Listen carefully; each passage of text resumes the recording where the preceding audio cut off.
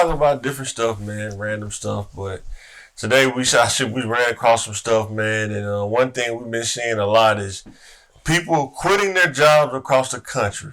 Like, call it the Great Resignation, which is greatly insane. But what do we know? And researchers have found that some of these things contribute to the Great Resignation, and we're going to hit on some of those, and we're going to keep it moving. One of them is high turnover.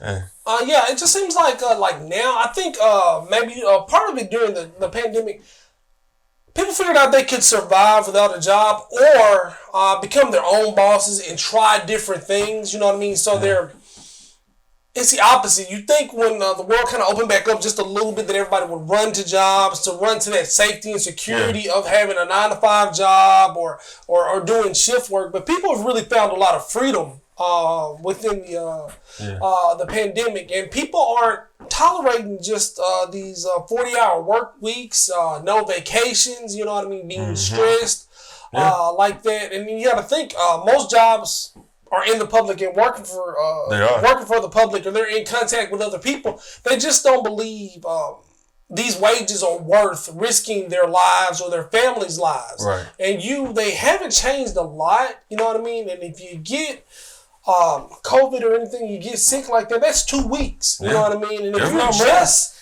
getting back in the workforce, you don't have that kind of vacation time or sick time saved up, and you have to weigh that. So, and they're threatening to fire you when they don't have help either. That's a part of the turnover issue as well. Working in IT, you see different things. Like, you work at a place that's high turnover. You see some of these jobs, like I remember I was doing support for a call center, like help desk support.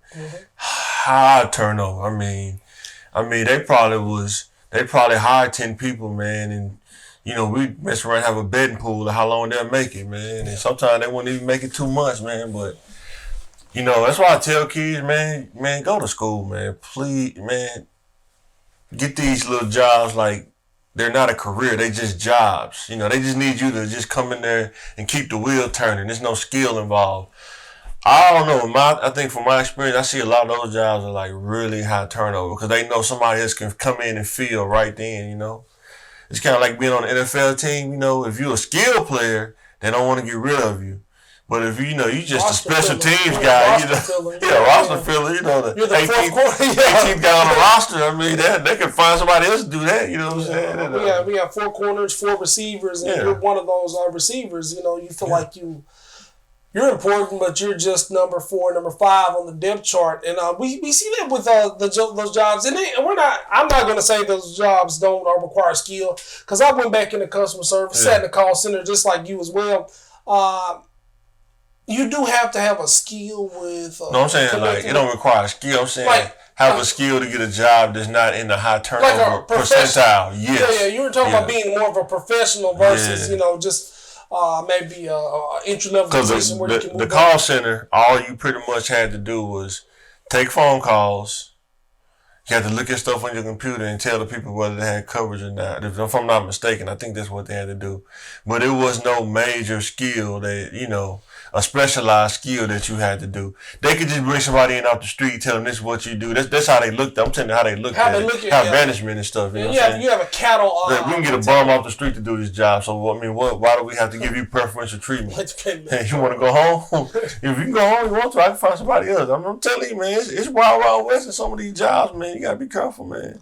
Yeah. Definitely gotta have a different mindset, man. They'll run you up out of there. Yeah, and and you think family building skills, building a good team is the mark of a good manager. But like I say, they're in a position where they will replace you. They have high turnover. A lot of these jobs have other cross-training skills. Like you can start off maybe in customer service, go to IT, troubleshooting, and things like that. Yeah. We're not saying that you can't grow, but there's a lack of loyalty on the next level where they feel like they don't have to be as compassionate to you. Yeah. And a lot of people aren't dealing with it. Like they're coming in now with a sense of pride, where people are quitting jobs for behavior that supervisors, managers have always been doing, but people aren't staying for this. And no two jobs are the same. You really have to have the mindset to know what you're walking into. You know what I'm saying? Just be careful what you're walking into, man. You got to do the research.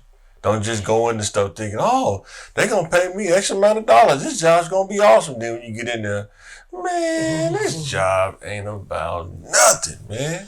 Yeah. So, You know, on to like- the next point. You got something else? No, I think we definitely can. And he